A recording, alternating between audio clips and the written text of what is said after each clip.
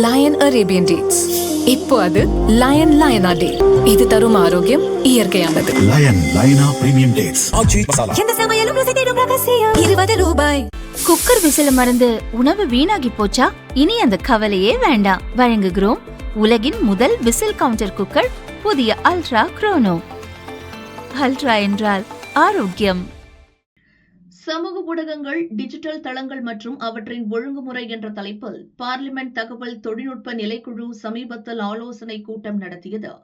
இதில் மத்திய உள்துறை, தகவல் தொழில்நுட்ப அமைச்சக அதிகாரிகள், கூகுள், எக்ஸ், யூடியூப், ஸ்னாப்சாட் மற்றும் ஃபேஸ்புக் தாய் நிறுவனமான மெட்டா ஆகியவற்றின் பிரதிநிதிகள் பங்கேற்றனர்.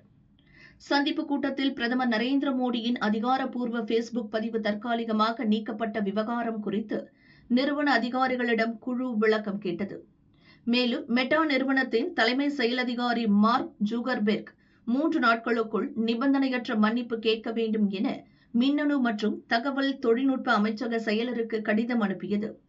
இதற்கிடையே மெட்டா நிறுவனத்தின் கொள்கை விவகாரங்களுக்கான சர்வதேச அதிகாரி ஜோயல் கப்லான் தலைமையிலான குழுவினர் மத்திய மின்னணு மற்றும் தகவல் தொழில்நுட்ப செயலர் கிருஷ்ணன் மற்றும் மூத்த அதிகாரிகளை நேற்று சந்தித்தனர். இந்த சந்திப்பு 45 நிமிடங்கள் நீடித்தது.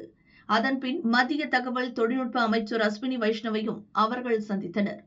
இந்த சந்திப்பில் பிரதமரின் அதிகாரப்பூர்வ பதிவு ஏன் நீக்கப்பட்டது, சரிபார்க்கப்பட்ட முக்கிய பிரமுகர்களின் கணக்குகளில் உள்ள பதிவுகளை நீக்குவதற்கு முன் என்னென்ன பாதுகாப்பு நடைமுறைகள் பின்பற்றப்படுகின்றன, செயற்கை நுண்ணறிவு உருவாக்கும் தகவல்களை எவ்வாறு கண்காணிக்கின்றனர் என்பது குறித்து விளக்கம் கேட்கப்பட்டது.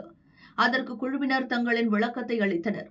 இதுகுறித்து தகவல் தொழில்நுட்ப அமைச்சக வட்டாரங்கள் கூறியதாவது: குழந்தைகள் தொடர்பான பாலியல் உள்ளடக்கங்கள், டீப் பேக் எனப்படும் தத்ரூப போலி படங்கள், வீடியோக்கள் மற்றும் பிரதமரின் வீடியோ நீக்கம் போன்ற தளத்தின் செயல்பாட்டில் ஏற்பட்ட தவறுகளுக்கு மெட்டா தலைவர் மார்க் ஜூகர்பெர்க் சார்பில் அந்நிறுவன பிரதிநிதிகள் மன்னிப்பு தெரிவித்தனர். குழந்தைகள் தொடர்பான பாலியல் உள்ளடக்க விளம்பரங்கள் இன்ஸ்டாகிராமில் வெளியானதை மெட்டா தரப்பு ஒப்புக்கொண்டு அதற்காக வருத்தமும் மன்னிப்பும் தெரிவித்தது.